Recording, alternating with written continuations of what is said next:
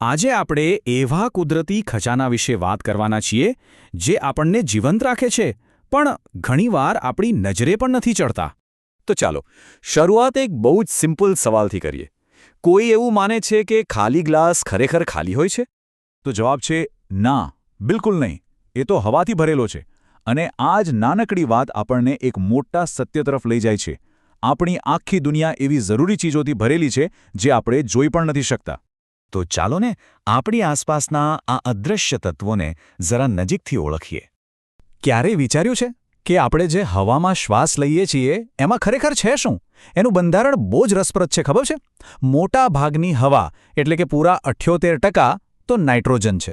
અને ઓક્સિજન, જેના વગર આપણે જીવી જ ના શકીએ, એ તો ખાલી 21% જ છે. અને બાકીનું બધુંય નાના 1%માં આવી જાય છે. મતલબ આના પરથી જ વિચારો કે આપણું જીવન કેટલા નાજુક બેલેન્સ પર ટકેલું છે. હવે જરા વિચારો, આપણે જે શ્વાસ લઈએ છીએ ત્યાંથી લઈને પવનચક્કીથી બનતી વીજળી સુધી કે પછી વિમાનમાં આકાશમાં ઉડવા સુધી, અરે ભાઈ, પતંગ ઉડાડવાની જે મજા છે ને એ પણ, આ બધું જ આપણી આસપાસની પેલી અદૃશ્ય હવા પર જ તો ટકેલું છે. એના વગર તો આમાંથી કશું જ શક્ય નથી.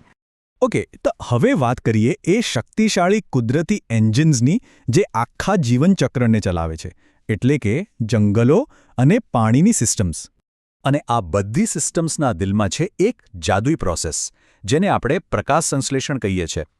આ તો જાણે પ્રકૃતિનું પોતાનું રસોડું છે, જ્યાં લીલી વનસ્પતિઓ સૂર્યપ્રકાશ, પાણી અને કાર્બન ડાયોક્સાઇડ ભેગા કરીને પોતાનો ખોરાક બનાવે છે. અને રિટર્ન ગિફ્ટમાં શું આપે છે? એ ઓક્સિજન, જે આપણા શ્વાસ માટે જરૂરી છે.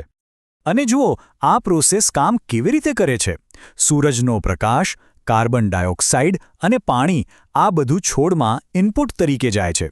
અને બદલામાં આપણને મળે છે ઓક્સિજન અને શર્કરા, જે છોડની પોતાની એનર્જી છે. આખું સંતુલન કેટલું અદ્ભુત છે, નહીં? આપણે પ્રાણીઓ ઓક્સિજન શ્વાસમાં લઈએ છીએ અને કાર્બન ડાયોક્સાઇડ બહાર કાઢીએ છીએ. અને વનસ્પતિઓ બરાબર એનાથી ઉલટું કરે છે. આ તો જાણે આપણી આખી પૃથ્વી જ શ્વાસ લઈ રહી હોય એવું લાગે છે. અને વનસ્પતિઓની વાત નીકળી જ છે તો જંગલોને કેવી રીતે ભૂલી શકાય? એ ખાલી ઝાડનો ઢગલો નથી ખરો ને? એ તો લાખો કરોડો પ્રાણીઓ, પક્ષીઓ અને જીવજંતુઓ માટેનું એક જીવંત શહેર છે. એ એક મોટા સ્પોન્જ જેવું કામ કરે છે, જે વરસાદનું પાણી શોષીને પૂરને રોકે છે. એના મૂળિયા જમીનને એવી રીતે જકડી રાખે છે કે ધોવાણ અટકી જાય. અને સૌથી મોટી વાત, એ તો આપણા ગ્રહના ફેફસા છે, જે ઓક્સિજન અને કાર્બન ડાયોક્સાઇડનું બેલેન્સ જાળવી રાખે છે. જંગલો અને પાણીનો આ સંબંધ કેટલો ઊંડો છે, નહીં? અને આ જ વાત આપણને શીખવે છે કે આપણે કેવી રીતે મદદ કરી શકીએ. પાણી બચાવવા માટે પહેલું તો એ કે આપણે જેટલી જરૂર હોય એટલું જ વાપરીએ. પણ બીજું, આપણે વધુ ઝાડ વાવીને જમીનને કુદરતી રીતે પાણી શોષવામાં મદદ કરી શકીએ છીએ. અને હા, વરસાદના પાણીને ટાંકીઓ કે તળાવમાં ભેળું કરવું એ પણ એક સીધો અને અસરકારક ઉપાય છે. પણ સવાલ એ છે કે આ બધા કુદરતી સંસાધનો ક્યાં સુધી ચાલશે? ચાલો સમજીએ કે કયા સંસાધનો ફરી બની શકે છે અને કયા એકવાર ગયા પછી પાછા નથી આવતા. અને અહીંયા આપણે એક બહુ જ મહત્વના તફાવત પર આવીએ છીએ. એક બાજુ છે નવીનીકરણીય સ્ત્રોત, જેમ કે જંગલો, પાણી અને પવન. એ તો કુદરતી રીતે જ રિચાર્જ થતા રહે છે. પણ બીજી બાજુ છે બિન નવીનીકરણીય સ્ત્રોત, જેમ કે કોલસો અને પેટ્રોલિયમ. એમને બનવામાં લાખો વર્ષો લાગી જાય છે. મતલબ કે એકવાર એ ખલાસ તો બસ ખલાસ, હંમેશા માટે. આ ફરક સમજવો આપણા ભવિષ્ય માટે બહુ જ જરૂરી છે. તો ટૂંકમાં આપણે આ સંસાધનોને બે મોટા ભાગમાં વહેંચી શકીએ છીએ. બિન નવીનીકરણીય, જેમાં કોલસો, પેટ્રોલિયમ જેવા અશ્મિભૂત બળતણ આવે છે, અને નવીનીકરણીય, જેમાં પાણી, હવા અને જંગલો જેવી વસ્તુઓનો સમાવેશ થાય છે. હવે ખાલી પેટ્રોલિયમનું જ ઉદાહરણ લો ને. એને બિન નવીનીકરણીય એટલા માટે કહેવાય છે કારણ કે એને બનતા લાખો વર્ષો લાગે છે. જૂના જમાનાના સૂક્ષ્મજીવો અને વનસ્પતિઓના અવશેષોમાંથી. આટલો બધો સમય એ જ બતાવે છે કે આ સ્ત્રોત કેટલો મર્યાદિત છે.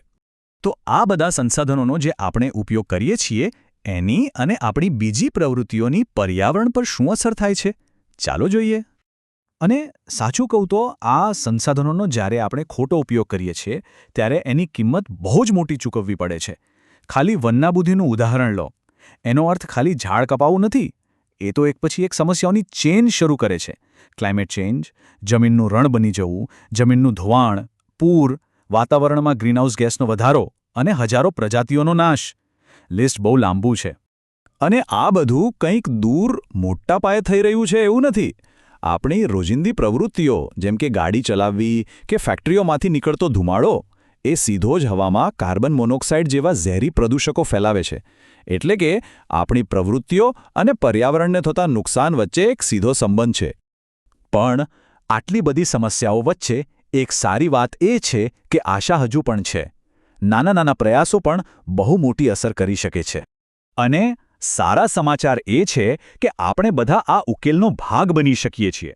આપણા રોજિંદા જીવનમાં નાના નાના ફેરફાર કરીને, જેમ કે રસોઈ માટે સોલર કુકર વાપરવો, કાગળને બદલે ડિજિટલ ડોક્યુમેન્ટ્સનો ઉપયોગ કરવો, કે પછી ગાડીને બદલે સાયકલ કે પબ્લિક ટ્રાન્સપોર્ટનો ઉપયોગ કરવો. આ બધા ફેરફાર ભલે નાના લાગે, પણ જ્યારે બધા સાથે મળીને કરે ને ત્યારે એની અસર બહુ મોટી થાય છે. અને આ પ્રયાસો આપણે મોટા સ્તરે પણ કરી શકીએ છીએ. સામુદાયિક વૃક્ષારોપણ કાર્યક્રમમાં જોડાવું, સૌર ઊર્જા જેવા સ્વચ્છ ઊર્જાના સ્ત્રોતો અપનાવવા, આ બધા એવા મજબૂત અને સકારાત્મક પગલાં છે જે સમસ્યાના મૂળમાં જ જઈને કામ કરે છે. તો આપણે બધા આ પૃથ્વી પર હરિયાળી વધારવામાં કેવી રીતે યોગદાન આપી શકીએ? સિમ્પલ છે. બગીચાઓમાં છોડ ઉગાડવા માટે લોકોને પ્રોત્સાહિત કરવા, જે ઝાડ છે એમને બચાવવા માટે અવાજ ઉઠાવો અને સામુદાયિક વૃક્ષારોપણમાં જાતે જઈને ભાગ લેવો. દરેક નાનું પગલું ગણાય છે. તો અંતે એક સવાલ પર આવીને આપણે અટકીએ છીએ. એક તરફ આપણા ગ્રહના સંસાધનો મર્યાદિત છે, પણ બીજી તરફ કંઈક નવું કરવાની, સમસ્યાનો ઉકેલ લાવવાની આપણી ક્ષમતા અમર્યાદિત છે. તો સવાલ એ છે કે આ બેમાંથી કઈ બાબત આપણું ભવિષ્ય નક્કી કરશે?